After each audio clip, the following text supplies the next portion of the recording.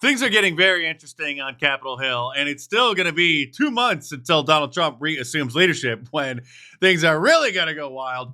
But this week, Republican Congresswoman Nancy Mace from South Carolina introduced a resolution that would ban people from using bathrooms in the Capitol that don't correspond with their biological birth. And the left and the media are freaking out about this because there was just a transgender congresswoman elected in Delaware, the first ever, and they're going to get sworn in early January. And so then that would, complicate situations for that person. This person, whose birth name you're not allowed to mention on the big tech platforms because that's considered to be dead naming. That's hateful. Even when it's a member of Congress, you're not allowed to talk about history, who now goes by Sarah McBride.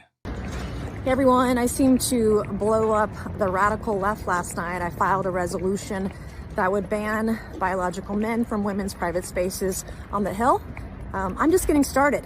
And I've already nowhere near stopping, and the death threats that I'm receiving now aren't going to stop me either. So I've said it before and I'll say it again. Come at me, bro. Or bros in this case. I'm not going to take your threats for an answer, and I'm going to fight like hell for women and girls to keep men out of women's private spaces, to include bathrooms, restrooms, locker rooms, changing rooms, you name it. You are not welcome. Wow. The Overton window has definitely moved. You would never hear anything close to this kind of rhetoric coming from any Republican in office. Very few even mainstream conservative talk show hosts would even sound like this up until just a few years ago. Here's Congresswoman Mace adding a little addition to the signage outside of the bathrooms there in D.C. And in response to this, Speaker of the House Mike Johnson made what he thought was a very bold and brave statement, only to then start wavering at the end. And I would give it about a 98%, 99% chance that he will cave on this. Hello, everybody. I just want to make a statement for all of you here and be very clear. I was asked a question this morning at the leadership gaggle, and I rejected the premise because the answer is so obvious. For anybody who doesn't know my well-established record on this issue, let me be unequivocally clear. A man is a man, and a woman is a woman, and a man cannot become a woman. That said, I also believe, that's what Scripture teaches, what I just said, but I also believe that we treat everybody with dignity. And so we can do and believe all those things at the same time. And I wanted to make that clear for everybody because there's lots of questions. But that's where I stand. I've stood there my whole life, and those are facts.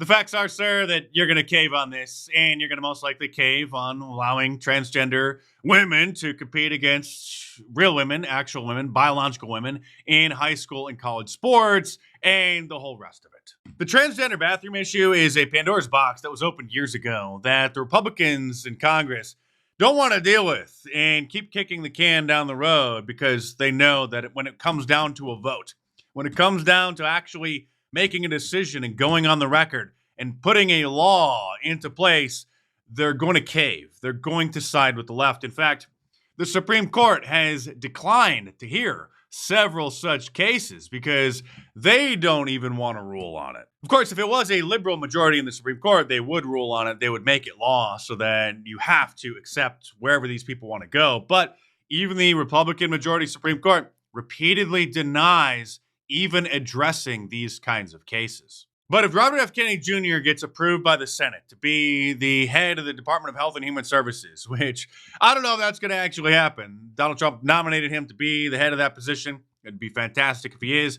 If he gets approved, then maybe, finally, people will start to talk about things like atrazine and BPA, bisphenol A, endocrine disruptors, and some of the likely chemical causes of all of these, how shall we say, interesting, strange phenomena that we are seeing in our society. When he was running for president over the last year or two, he mentioned it on various podcasts, but it's still not something that you ever hear talked about by any conservative Inc. radio talk show host. Here he is talking to Jordan Peterson, who's seen as a brilliant genius about it, and it just went right over his head. I think a lot of the problems we see in kids, and particularly boys, it's probably underappreciated that how much of that is coming from chemical exposures, including a lot of the sexual dysphoria that we're seeing. That these kids are being overwhelmed by a tsunami. I mean, they're swimming through a soup of toxic chemicals today, and many of those are endocrine disruptors. There's atrazine throughout our water supply. Atrazine, by the way. Oh, we know this is old news to us, but still hasn't sunk into any of the hosts over at the Daily Wire or anybody over on Fox News or Newsmax or really any members of Congress, Republicans at all. Here he is on Joe Rogan's podcast talking about the same thing, trying to alert the American people and the world about what it is that's going on. Probably the most disturbing endocrine disruptor, and this is something we should all be looking at, is atrazine. Yeah. Because atrazine. Okay, we know Alex Jones warned us about this like 15 or 20 years ago. Scientists even know the specific region of the brain that affects gender identity and sexual orientation. It is the INAH3 region of the brain, the third interstitial nucleus of the anterior hypothalamus, which they've found in rats and experiments in other animals. They can actually change the gender identity and sexual orientation of the animals by influencing the chemicals that the fetuses are exposed to when they're in the womb. There's an in-depth discussion about this in Dr. Deborah So's book, The End of Gender, which covers all the scientific studies, all the effects, all the literature, which makes you wonder, why isn't anybody at the Daily Wire, particularly Matt Walsh, who I do have a lot of respect for, but he is, America's #1 transphobe, according to the left. Why is it that he never, ever talks about endocrine disruptors, BPA, or atrazine?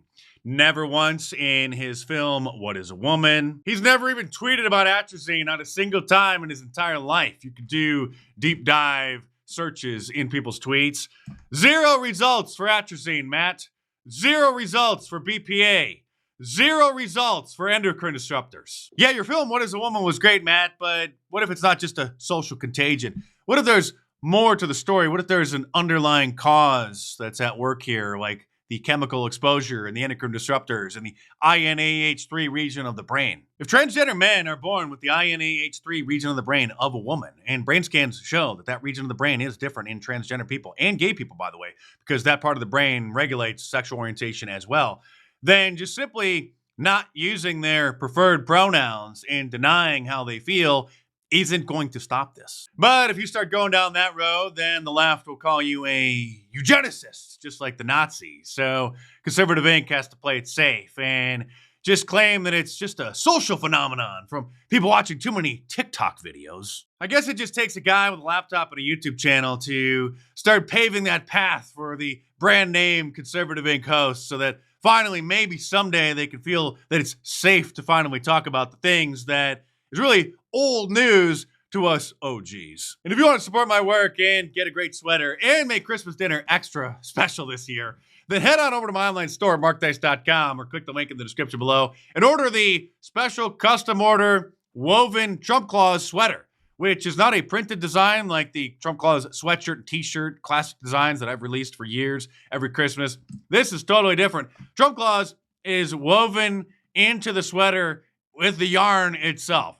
And these pictures don't do it any justice. They are fantastic. But Saturday is the last day to order them to be sure that you can get them in time for Christmas because these are custom-made special orders. So head on over to markdice.com or click the link in the description below and check them out.